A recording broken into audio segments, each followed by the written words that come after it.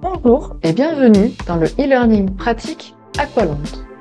Cette vidéo concerne le niveau 4 et plus précisément l'épreuve guide de palanquée comportement sous l'eau. Elle fait suite à la vidéo sur le déroulement de la plongée dans le respect des consignes du directeur de plongée et abordera la composante s'adapter aux situations imprévues dans le sens de la sécurité.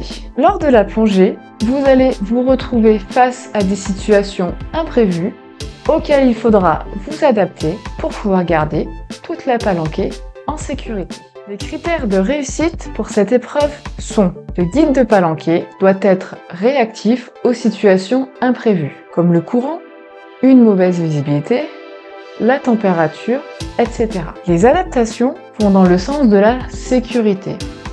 Par exemple, réduction du temps de plongée, adaptation du parcours, réduction de la profondeur, etc.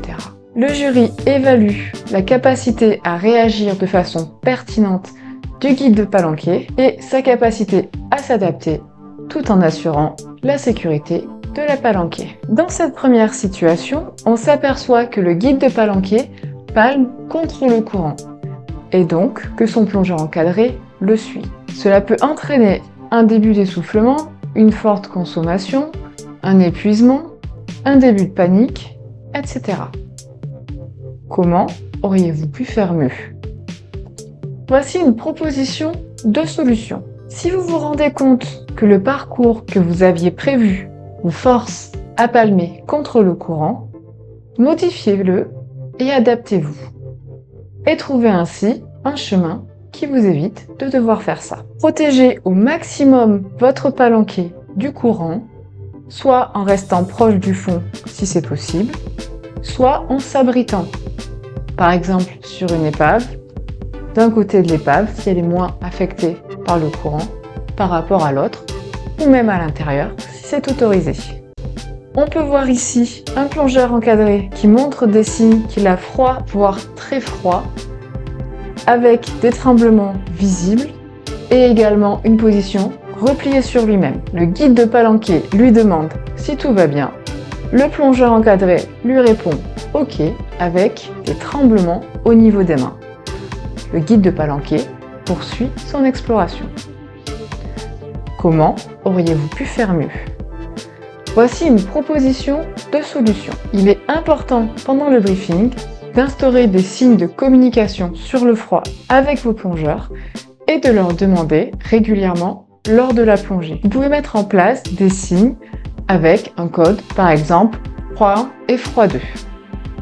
Froid 1 pourrait signifier qu'il va falloir soit commencer à faire demi-tour, soit adapter le parcours pour le raccourcir, ou encore diminuer la profondeur pour passer au-dessus d'un thermocline s'il y en a là où vous travaillez. Froid 2 pourrait quant à lui signifier fin de plongée.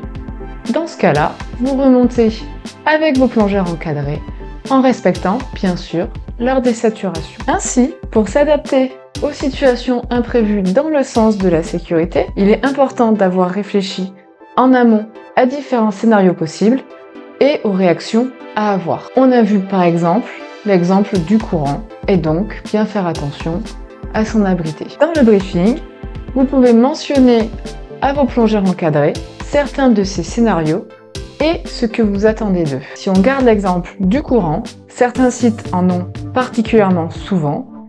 Il est donc judicieux de le mentionner durant votre briefing. De même pour le froid.